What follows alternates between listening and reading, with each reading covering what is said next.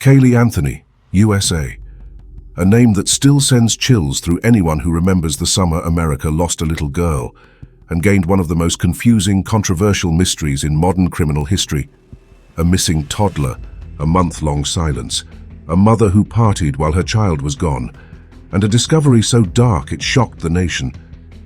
Before we dive deep into this true crime investigation, make sure you hit that like button, subscribe and turn on notifications, because stories like this deserve to be told with truth, detail and respect.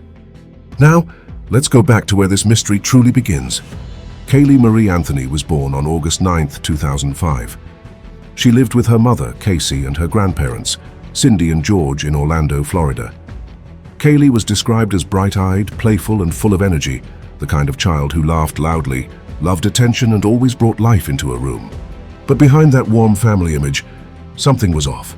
Her mother, Caylee Anthony, was just 19. Her relationship with her parents was complicated. They clashed over finances, over raising Caylee, over control. And yet, to the outside world, they looked like a normal American family. And then came June 16, 2008, the last day anyone could confirm seeing Caylee alive. She was with her mother, leaving her grandparents' home. There were no alarms, no screaming, no emergency. Just a toddler walking out the front door, never to return. What followed next remains one of the most disturbing pieces of this entire story. Casey did not report her daughter missing. Not the same day, not the next day, not even that week. 31 days passed. A whole month. A month of silence, excuses, stories and lies. A month where a grandmother believed her granddaughter was safe, when she wasn't. During those 31 days, Casey was photographed out partying at clubs, shopping, getting tattoos, and staying with friends. She told people that Caylee was with a nanny, someone named Zanny. But that nanny didn't exist. The address she gave the police led nowhere. The person she described could not be found. It was a story with no foundation at all. The truth shattered on July 15, 2008, when Cindy Anthony dialed 911. Her voice was frantic, shaken, furious. She told the dispatcher that she hadn't seen Caylee in a month, and she said her daughter's car smelled like something had died inside it. That call set the entire investigation in motion. Detectives quickly realized Casey's stories about work, babysitters and Caylee's whereabouts were full of holes. They brought her in for questioning. They asked her to take them to her workplace, Universal Studios, where she claimed she had shifts during those weeks. She led them into the building, down hallways, past offices, until she finally stopped, turned, and admitted she didn't work there. Hadn't worked there for years. It was a stunning moment, a mother lying to police while her child was missing. And yet even then, Casey did not give investigators a truthful explanation of where Caylee actually was. Meanwhile, forensic teams examined Casey's abandoned car, the one her own mother said smelled like death. Two scientists confirmed that the odor was consistent with human decomposition. Hair found in the trunk matched Caylee's DNA. But even with that disturbing evidence, the truth of what happened to Caylee was still unclear. Month after month passed until December 11, 2008. A utility worker walking through a wooded area less than a mile from the Anthony home noticed something strange near a swampy patch of ground. A bag, then another. He moved closer, pushed aside branches, and realized he was staring at a small skull. The remains were confirmed through DNA. It was Caylee. Her tiny bones were inside a trash bag, wrapped in a blanket, placed in a laundry bag. Duct tape was found near the skull. It was one of the most heartbreaking discoveries in American crime history. But the most critical question still had no answer. How did Caylee die? The medical examiner ruled the death a homicide, but cause of death undetermined. There was no soft tissue left, no clear trauma, no smoking gun injury.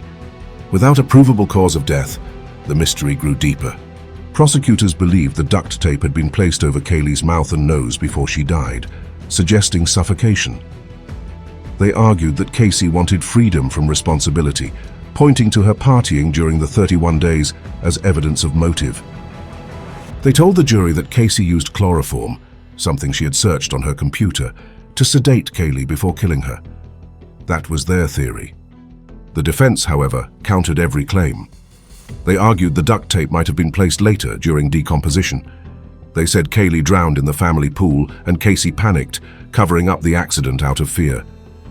They pointed to dysfunction inside the household, to lies, to stress, but they insisted Casey did not murder her daughter. Then came the trial in 2011, one of the most watched trials in American history. The prosecution had motive, suspicious behavior, and circumstantial evidence. The defense had reasonable doubt, an alternative theory, and a lack of physical proof. And in the eyes of the jury, that was enough. After 10 hours of deliberation, the verdict came. Not guilty of murder, not guilty of manslaughter, not guilty of child abuse. Caylee Anthony was convicted only of lying to police. The nation erupted in shock. Many were outraged. Others believed the state failed to prove its case. Millions watched in disbelief as Casey walked free. But even after the verdict, one thing remained painfully clear. No one has ever been held legally responsible for Caylee Anthony's death. And the case leaves more questions than answers. Why did Casey wait a month to report her child missing? Why did she lie about the nanny? Why did she party during those weeks? What truly happened on June 16th? Was it murder, accident, something else entirely? The truth died with Caylee. And because the evidence could not speak clearly, the justice system was left with a shadow of uncertainty. But the case did change the country. In the years that followed, lawmakers across several states proposed a new statute known as Caylee's Law. Its goal was simple: to make it a felony for a parent to fail to report a missing child within a reasonable time frame. A law designed so no child disappears for weeks without the authorities being notified. Caylee's story, her short life, her tragic death, and the mystery around it, became a symbol of accountability, responsibility, and the importance of swift action when a child goes missing. Her case forced the world to confront uncomfortable questions about lies, about family dynamics, about forensic science, about the justice system, and about what happens when truth gets lost between the cracks. And after all these years, even today, people still ask, what really happened to Caylee Anthony? Did the justice system work or fail? And will the full truth ever come to light? Thank you for staying with this story. If you want more deep, respectful, real crime investigations like this one, make sure you hit that subscribe button, drop a like, and comment your thoughts below. Do you believe the full truth about Caylee's death is still hidden? Or did the trial reveal everything we were ever meant to know? Let's talk about it in the comments.